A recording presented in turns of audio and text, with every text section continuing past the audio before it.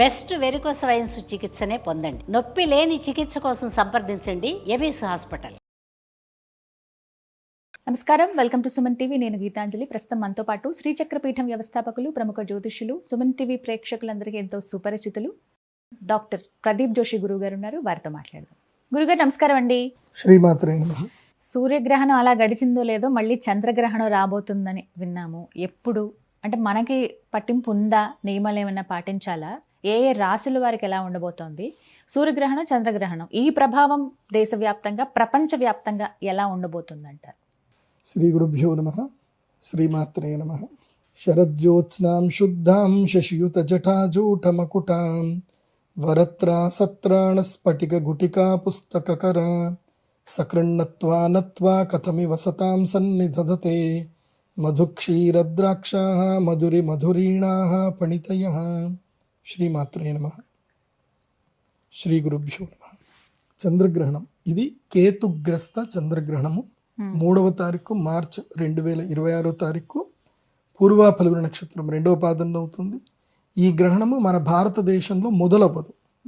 మొదలవ్వడం వేరే దేశాల్లో మొదలవుతుంది, కానీ ఎండవ్వడం మాత్రం మన భారతదేశంలో కనిపిస్తుంది. సో పశ్చిమ దేశాలకి, ఈశాన్య ప్రాంత దేశాలకు మనకి సాయంత్రానికి ఈ యొక్క గ్రహణం కనిపిస్తుంది. అంటే ఇది మధ్యాహ్నం 2 గంటల, మన భారతదేశ కాలమాన ప్రకారము మధ్యాహ్నం 2:14 ఈ గ్రహణం ప్రారంభమయ్యి రాత్రి 7 గంటల సూర్యాస్తమం అయిన తర్వాత 7:53 వరకు ఈ గ్రహణం కనిపిస్తుంది. సో ఇది చంద్రోదయం అవ్వడమే మనకి గ్రహణంతో చంద్రోదయం కనిపిస్తుంది. అంటే తూర్పున చంద్రుడు ఉదయిస్తూ ఉంటాడు, గ్రహణంతో చంద్రుడు ఉదయిస్తూ ఉంటాడు. అంటే కేతుగ్రస్త చంద్రుడు అంటే భూమి యొక్క ఛాయ ఆ యొక్క చంద్రుడి లోపల కనిపిస్తూ ఉంటుంది. సో అదే గ్రహణం అంటే గ్రస్తోదయ చంద్రగ్రహణం. గ్రస్తోదయ గ్రహణం అది. అంటే గ్రస్త అంటే గ్రహణం, ఆల్రెడీ గ్రహణం పట్టినటువంటి చంద్రుడు ఉదయిస్తున్నాడు కాబట్టి గ్రస్తోదయ చంద్రగ్రహణం ఇది. కాబట్టి ఇది పార్శ్వమే, ఫుల్ చంద్రగ్రహణం కాదు. సంపూర్ణ చంద్రగ్రహణం వేరే చోట కనిపిస్తుంది, మనకు కనపడదు. బట్ ఈ చంద్రగ్రహణం భారతీయులకి వర్తిస్తుంది. ఎందుకోసం అంటే ఇది భారతదేశంలో కొన్ని ప్రదేశాల్లో కనిపిస్తుంది కాబట్టి ఈ చంద్రగ్రహణం భారతీయులకు వర్తిస్తుంది. కాబట్టి సూతకము, దేవాలయాలు క్లోజ్ చేయడము, తర్వాత ఇండ్లు పూజ చేసుకోవడం అన్నీ సాధారణంగా ఆచార విచారాలన్నీ పాటించవలసిందే. తర్వాత భోజనాలు ఏవైనా ఉంటే కనుక ఉదయం 11-12 గంటల లోపలనే భోజనాలన్నీ కంప్లీట్ చేసుకోవాలి. ఇది సాధారణమైన వ్యక్తులకు. అనుష్ఠాన పరులు అయితే కనుక ఉదయం 6 గంటల లోపలనే భోజనం కంప్లీట్ చేసుకోవాలి. అనుష్ఠాన పరులు అయితే, అనుష్ఠాన పరులు, యోగులు, సిద్ధులు, తాంత్రికులు ఎవరైనా ఉంటే వాళ్ళు 6 గంటల లోపలనే భోజనాలు చేసుకోవాలి. ఎందుకోసం అంటే అక్కడికి వేద ప్రారంభం అవుతుంది కాబట్టి. సో ఇంకా మళ్ళీ తినడానికి ఉండదు. మాక్సిమం 9 తర్వాత తినడానికి అయితే పని చేయదు. సో గర్భిణీ స్త్రీలకు అయితే కనుక వాళ్ళు భోజనాలు 9 గంటల లోపల భోజనాలు అన్నీ చేయొచ్చు. పాల పదార్థాలు తినకూడదు. అలాగే పండ్లు, ముఖ్యంగా కాశ్మీర ఫలము అంటే సేమ్ యాపిల్, కాశ్మీర ఫలము, సపోటా, ఆ తర్వాత ఇంకా ఏంటంటే అరటి పండ్లు, ఇంకేమన్నా ఉంటే పళ్ళు పెట్టుకోవచ్చు. తర్వాత అటుకులు కూడా పెట్టుకోవచ్చు. ఏమన్నా ఆకలిస్తే తినొచ్చు, దాంట్లో ఇబ్బంది ఏం లేదు. కాకపోతే పాలు, పెరుగు మాత్రం అవాయిడ్ చేయాలి. పాలు, పెరుగు తినకూడదు. మంచినీళ్ళు ఒక రాగి కలశంలో కానీ ఒక ఇత్తడి కలశంలో కానీ మంచినీళ్ళు పెట్టుకొని అందులోపల ఒక తులసి దళం వేసి పెట్టుకోవాలి. ఆ నీళ్ళే తాగాలి. సో గర్భిణీ స్త్రీలు తమ యొక్క ఇంట్లోకి వెలుగు రాకుండా అన్ని ఆచ్ఛాదనం చేసుకొని ఇంట్లోనే ఉండాలి. ఎక్కడికి బయటకు వెళ్ళకూడదు. హోలీ వచ్చింది కదా గురుగారు. సో హోళిక వచ్చింది, కానీ చంద్రగ్రహణం ఉంది కాబట్టి వాస్తవంగా హోళీ ఆడకూడదు. మీకు పైత్యం ఉంటే ఆడుకోండి అంతే. ఎందుకోసం అంటే ఇక వద్దు అని చెప్పడానికి ఉండదు కదా. సంవత్సరానికి ఒకసారి వచ్చే పండుగ మేము ఆడుకుంటాం అంటారు. సరే ఆడుకోండి, కాకపోతే మధ్యాహ్నం 12 గంటల వరకు ఆడుకోండి. 12 తర్వాత ఆడకండి. ఎందుకోసం అంటే చంద్రగ్రహణం ప్రారంభం అవుతుంది కాబట్టి. మన యొక్క భూమికి మనం తిన్న ప్రతి ఆహార పదార్థానికి, ప్రతి ఆకుకూరల్లోనూ, ప్రతి యొక్క ఔషధంలోనూ అన్నిటికీ ఔషధాన్ని ఇచ్చేటువంటి గ్రహము చంద్రుడు. చంద్రుడు ఔషధకారకుడు. అలాంటి చంద్రుడికి గ్రహణం జరుగుతున్నప్పుడు మనం సెలబ్రేట్ చేసుకోకూడదు, అది తప్పు. చంద్రుడు మనకి తల్లి అన్నమాట, సూర్యుడు తండ్రి అన్నమాట. అది చెప్తారు, అట్లా శాస్త్రం చెప్తుంది. కాబట్టి చంద్రుడు మనకి ఆరోగ్యాన్ని ఇస్తాడు, మనకి ఔషధాలను ఇస్తాడు. తర్వాత మన భూమి మీద టైట్స్ అన్ని క్రియేట్ చేయడానికి ఆయన్నే. సో చంద్రుడే లేకపోతే మన భూమి మీద ఇవేవైతే కనుక ఓషన్ టైట్స్ ఉండవు, గ్రావిటీ పనిచేయదు ఎక్కువగా. సో స్టికింగ్ గ్రావిటీ ఉంటుంది. చంద్రుడు టైట్స్ అని క్రియేట్ చేస్తున్నాడు కాబట్టి మనం ఇంత బాగున్నాం. కాబట్టి చంద్రుడికి గ్రహణం జరుగుతుంది కాబట్టి మధ్యాహ్నం 2 గంటల వరకు జరుగుతుంది కాబట్టి మధ్యాహ్నం 2 గంటల వరకు హోలీ ఆడుకోండి, కానీ అక్కడికి క్లోజ్. ఇది శాస్త్ర పద్ధతులు పాటించే వాళ్ళు, పాటించిన వాళ్ళు మీ ఇష్టం వచ్చినట్టుగా మీరు చేసుకోండి. తరువాత ఈ గ్రహణం యొక్క ప్రభావము దేశాలపైన ఎలాగుంటుంది ఇది బాగా గుర్తుపెట్టుకోవాలండి, ఇది కీలకం. ఇది చంద్రుడికి ఎప్పుడైతే గ్రహణం వస్తుందో వెండికి కీడవుతుంది, వెండి కీడవుతుంది. ఇప్పుడు ఏం జరుగుతుంది అని అంటే గ్లోబల్గా ప్రపంచవ్యాప్తంగా ఇబ్బందులు ఎదురవుతాయి. ఆల్ ఆఫ్ సడన్గా ఈ చంద్రగ్రహణం అయిన తర్వాత 3వ తారీఖు చంద్రగ్రహణం అయిన తర్వాత 4, 5, 6 ఈ 3 రోజుల్లోనూ మేబీ వెండి రేట్లు ధమాలను పడిపోవచ్చు, కానీ మళ్ళీ పెడతాయి. ఆ 3-4 రోజులు మాత్రం, ఒక వారం రోజులు మాత్రం ఏం జరిగినా నాకు సంబంధం లేదు అని కూర్చోండి. పెట్టుబడి పెట్టిన వాళ్ళు ఏం జరిగినా నేను వినను, నేను వార్తలు చూడను, నేనేం వినను అని కూర్చోండి. ఎందుకు వెండి పడింది, పడిపోతుంది, పోతుంది పోతుంది పోతుంది అని అంటారు. ఏం అంటే నాకు తెలిసి అప్పటికి వెండి ధర అంటే 3,80,000 వరకు వెళ్ళిపోయి ఉంటుంది. ఆ తర్వాత ఒకేసారి 3,40,000కి 3,50,000కి రిటర్న్ వస్తుంది, వెనక్కి వస్తుంది, రేట్ పడిపోతుంది. కాబట్టి కంగారు పడొద్దు, మళ్ళీ రికవర్ అవుతుంది మార్కెట్, కంగారు పడొద్దు, ప్రశాంతంగా ఉండండి. అదొకటి. రెండవది ఏంటంటే గ్లోబల్గా మళ్ళీ హెల్త్ కాంప్లికేషన్స్, కొన్ని కొత్త కొత్త రోగాలు, కొత్త వైరస్లు భూమి మీదకి ప్రవేశించే అవకాశం ఉంటుంది. నేను ఆల్రెడీ పరాభవనవ సంవత్సరానికి సంబంధించిన దాంట్లో చెప్పాను, ఏలియన్స్ వస్తారు. సో గ్రహాంతరవాసుల యొక్క ఉనికి ఏర్పడుతుంది. గ్రహాంతరవాసులు అంటే మన లెక్క మనుషుల లెక్కన ఉంటారు అనుకోకండి, చిన్న చిన్న పురుగులు కూడా గ్రహాంతరవాసులు. సో గ్రహ శకలం ఏదైతుందో నేను ఆల్రెడీ ఒకసారి చెప్పాను. గ్రహణము తర్వాత ఇప్పుడు ఈ గ్రహణం తర్వాత ఇప్పుడు మనకు ఒక బెల్ట్ ఉంటుంది, మార్స్కి తర్వాత జూపిటర్కి మధ్యన ఒక బెల్ట్ ఉంటుంది. ఆ బెల్ట్ ఏంటంటే దాన్ని ఆస్ట్రాయిడ్ బెల్ట్ అంటారు. అవి ప్రవాహ వేగంతో తిరుగుతూనే ఉంటాయి. ఎప్పుడైతే ఈ గ్రహణం లాంటివి ఏర్పడతాయో అప్పుడు ఏదో ఒకటి ఆ ప్రవాహ వాయు వేగంలో నుంచి ఒకటి మిస్ అవుతుంది, ఆ బెల్ట్లో నుంచి బయటకు వస్తుంది. అదే ఆస్ట్రాయిడ్ అంటారు. సో అలాంటి ఆస్ట్రాయిడ్ ఒకటి ఈసారి ఈ గ్రహణం తర్వాత అందులో లోపల నుంచి బయటకు వచ్చేస్తుంది, ఆస్ట్రాయిడ్ బయటకు వస్తుంది. అది వచ్చిన సంకేతం మనకేం కనిపిస్తుంది అంటే విపరీతమైనటువంటి ఎండ పెరగడము. అంటే అక్కడ నుంచి మనకి ఈ చంద్రగ్రహణం తర్వాత ఎండ ఈసారి విపరీతంగా ఎండ పెరుగుతుంది, అడవులు కాలిపోతాయి, చాలా విచిత్రమైనవి జరుగుతాయి, అందరికి నీళ్ల వాంతులు అవుతాయి. మెయిన్గా ఇక్కడ నుంచి జలములో కల్మషం ఏర్పడుతుంది, జలములో కలుషితలు ఏర్పడతాయి.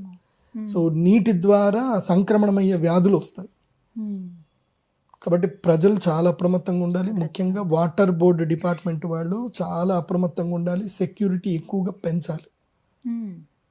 ఓకే, అది మానవ తప్పిదం మనం అనుకుంటాం, మానవ ప్రయోగం అనుకుంటాం, కానీ అది గ్రహ ప్రేరితం. అది మనం దైవ శక్తి రీతి. ఎందుకోసం అంటే ప్రపంచంలో పాపం ఎంత పెరుగుతుందో, హింస ఎంత పెరుగుతుందో, ఈర్ష, ద్వేషం, అసూయ, క్రోధం, కామం, కోరికలు, విచ్చలవిడితనం ఇవి ఎప్పుడైతే పెరుగుతాయో అప్పుడు ప్రకృతి ఏం చేస్తుందంటే క్లీన్ చేయడం స్టార్ట్ చేస్తుంది. మనం ఏదో ప్రకృతి ప్రళయం వచ్చింది అంటున్నాం, అది ప్రకృతి చేసే పని. మీరు చంపడాలు మానండి, తర్వాత హింస మానండి, తర్వాత అత్యధికంగా ఎక్కువగా కోపాలు, తాపాలు, ఈర్ష్యాలు, ద్వేషాలు ఇవన్నీ మానండి. మనం ఎంత మంచిగా ఉండి ఇతరుల మేలు కోరుకుంటూ ఉండి మోసాలు, తప్పులు, పాపాలు, ఇతరులను ఇబ్బంది పెట్టడాలు ఇవేవి చేయకుండా ఉంటే ఆటోమేటిక్గా ప్రకృతి కామ్గా ఉంటుంది. మనం ఎంత ఇవి చేస్తూ ఉంటే ప్రకృతి అంతా స్మాష్ చేస్తూ ఉంటుంది, ఖాళీ చేసేస్తుంది. ఆమె పని ఆమె పని ఆమె చేసుకుంటూ ఉంటుంది, ప్రకృతి ప్రక్షాళన చేస్తూ ఉంటుంది. కాబట్టి ఇది ఒకటి పాటించండి. ఇక రాశుల విషయానికి వస్తే ఏ రాశుల వాళ్ళకి ఏమేం ప్రభావాలు ఉంటాయి, శుభాలు అశుభాలేంటి. ఈ గ్రహణం జరుగుతున్నది పూర్వ ఫల్గుణ నక్షత్రంలో జరుగుతుంది. పూర్వ ఫల్గుణ నక్షత్రం 2వ పాదంలో, అంటే ఇది సింహ రాశి వారికి గ్రహణం. ఇది సింహరాశిలో ఈ గ్రహణం జరుగుతుంది కాబట్టి పూర్వ ఫల్గుణ నక్షత్రం 2వ పాదం వారికి, సింహరాశి వారికి ఈ గ్రహణం మంచిది కాదు, వాళ్ళకి ఇబ్బందులు కలుగుతాయి. ఇంకా సింహరాశి వారికి ఈ గ్రహణముతో వాళ్లకు సంబంధించిన రాజయోగము డెడ్ లైన్కి వచ్చేస్తూ ఉంటుంది. ఇప్పటివరకు రాజయోగంలో ఉన్నారు, ఇప్పుడు ఉన్నారు, ఉంటారు కూడా. మార్చి 3 తర్వాత ఏంటంటే ఇంకా క్లైమాక్స్ స్టార్ట్ అవుతుంది అనమాట.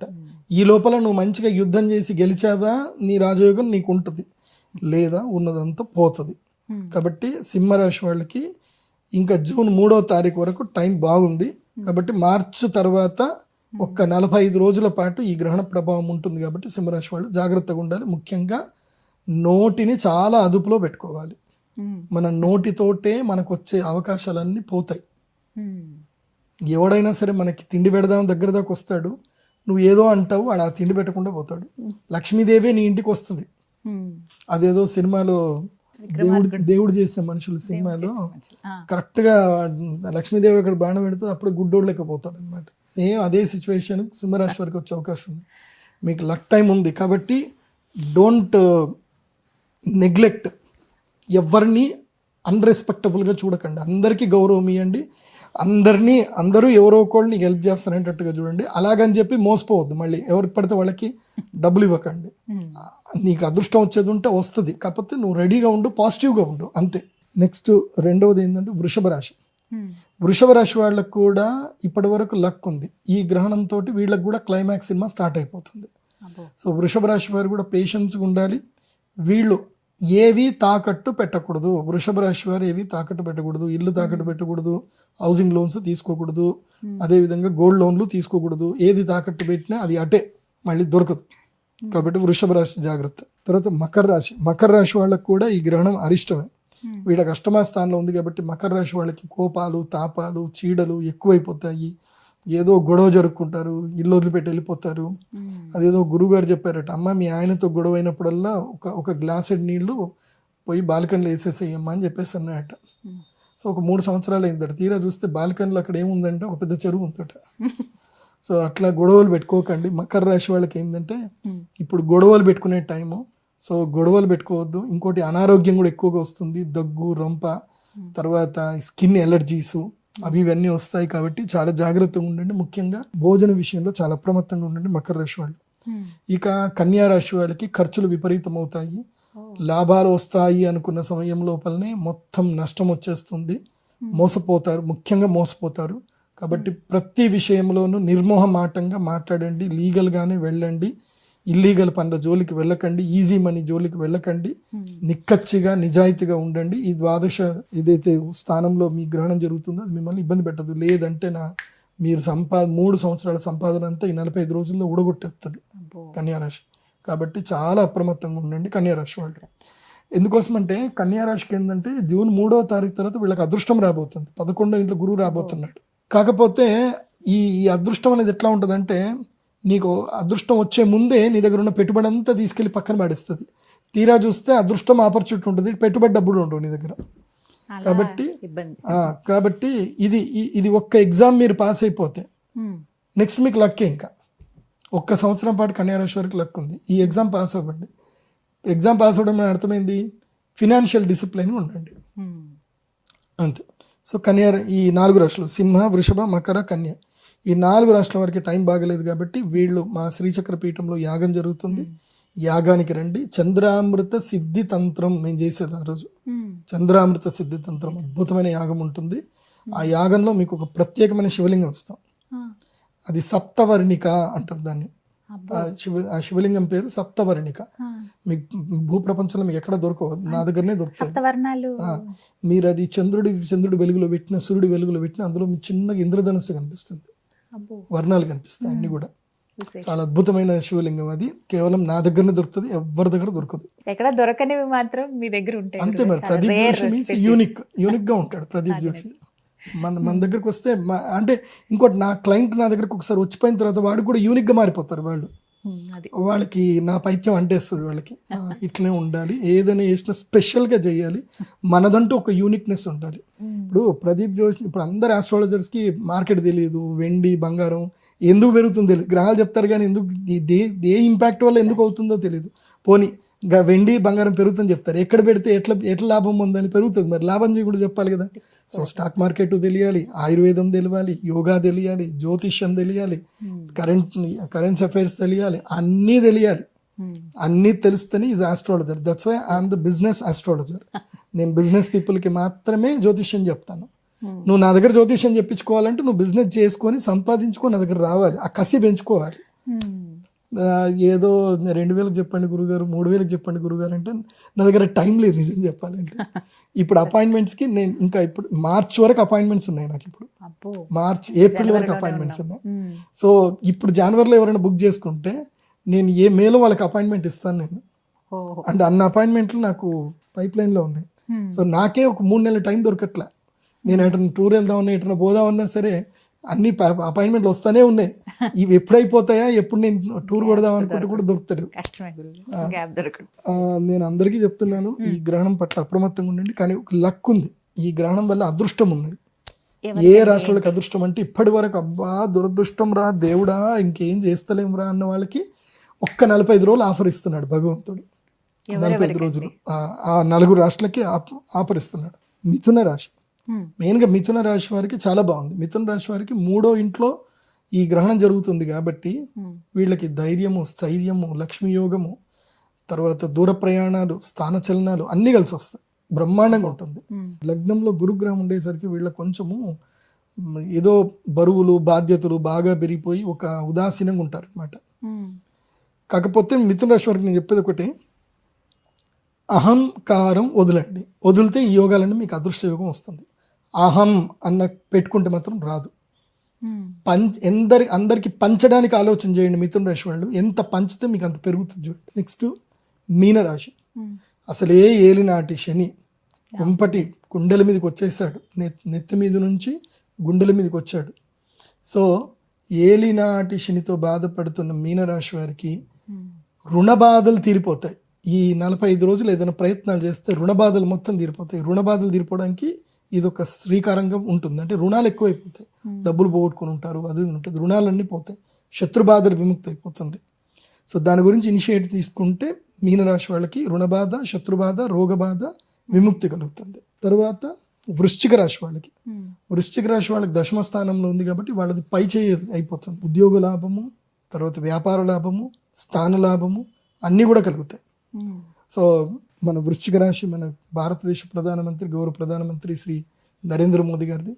నాకు తెలిసి ఈ చంద్రగ్రహణం తర్వాత కొన్ని ఇవి జరుగుతాయి, గ్లోబల్ జియో పాలిటిక్స్ కొన్ని ఇష్యూస్ జరిగిన తర్వాత కంప్లీట్గా ప్రపంచవ్యాప్తంగా ఉన్న వాళ్ళందరూ కూడా విశ్వగురువు అని చెప్పి మన మోదీజీని అందరూ వచ్చి మాట్లాడిస్తారు. ఇక అవుట్ ఆఫ్ కంట్రోల్ అయిపోయింది, ఇక మీరు కంట్రోల్లో తీసుకోవాల్సిందే, మేము మిమ్మల్ని ఫాలో అవుతాం, మీరు ఏం చెప్పండి, మీరు ఏది చెప్తే అది. సో అది జరిగే అవకాశాలు ఉంటాయి. దాంతో మన భారతదేశం స్టాండర్డ్గా విశ్వగురువు ఉంటుంది. నాకు తెలిసి ఈ మూమెంట్ జరిగిన తర్వాత, ఈ గ్రహణం తర్వాతనే బ్రిక్స్ కాయిన్ బయటకు వచ్చేస్తుంది. బ్రిక్స్ వస్తుంది. నేను ఆల్రెడీ చెప్పాను, నేను లాస్ట్ ఇయరే చెప్పాను. లాస్ట్ ఇయర్ ఏం చెప్పాను, ఇటువైపు అడుగులు పడతాయి, భారతదేశానికి చైనాకి శత్రుత్వం ఉంటుంది కానీ శత్రుత్వం పోతుందని లాస్ట్ ఇయరే చెప్పాను. విశ్వావసనామ సంవత్సరం మనం చెప్పినప్పుడు చెప్పా. మీరు కావాలంటే మళ్ళీ ఆ రాశిఫలాలు వెనక్కి వెళ్ళి చూడండి, నేను చెప్పినవి అన్నీ జరిగాయి. సో నేను అప్పుడు చెప్పాను చైనాతో స్నేహం ఏర్పడుతుంది అంటే చాలా మంది కింద కామెంట్ పెట్టారు, చైనాతో మనకి స్నేహం పెడుతుంది, చైనా ఇది అది అని పెట్టారు. చైనా మీద టారిఫ్లు పోయాయి, చైనాకి మనకి డైరెక్ట్ ఫ్లైట్ టికెట్ స్టార్ట్ అయ్యాయి. సో వ్యవహారాలు చక్కబడుతున్నాయి. So Russia, China, Bharat, okay, so and Brazil and ఇంకోటి ఏంది మన సౌత్ ఆఫ్రికా అనుకుంటా, బ్రిక్స్. సో ఇవన్నీ కూడా కలిసి ఇప్పుడు ఒక అద్భుతమైన శక్తిగా తయారవుతాయి. సో అప్పుడు డాలర్కి ధీటుగా ఒక కాయిన్ వస్తుంది. ఇంకా అది ఉంటుంది చూడండి, సూపర్గా ఉంటుంది. అది ఓన్లీ ఇంపోర్ట్ ఎక్స్పోర్ట్స్కే పనిచేస్తుంది, అది అందరికీ పనిచేయదు. నార్మల్ కాయిన్స్ కింద పనిచేయదు, ఇంపోర్ట్ ఎక్స్పోర్ట్ కిందనే పనిచేస్తుంది. సో అది దేశాలకు మధ్యన, అంటే నువ్వు నేను డబ్బులు తీసుకొని ఎట్లయితే తీసుకుంటున్నామో అట్లా దేశాలు ఈ కాయిన్ని తీసుకొని సర్దుకుంటాయి అన్నమాట. ఇంకోటి ఫైనల్గా ఏంటంటే సూపర్ టాప్ లక్కీయెస్ట్ రాశి ఏంటంటే తులారాశి. వీళ్ళకి ఇటు గ్రహస్థితి బాగా ఉంది, ఇటు ఈ గ్రహణం వల్ల లాభం కలుగుతుంది. కాబట్టి తులారాశి వాళ్ళకి 3 నెలల కాలము లక్కీయెస్ట్ టైం. ఈ 3 నెలలు తులారాశి వాళ్ళు పట్టిందల బంగారం మంచిగా వెళ్తుంది.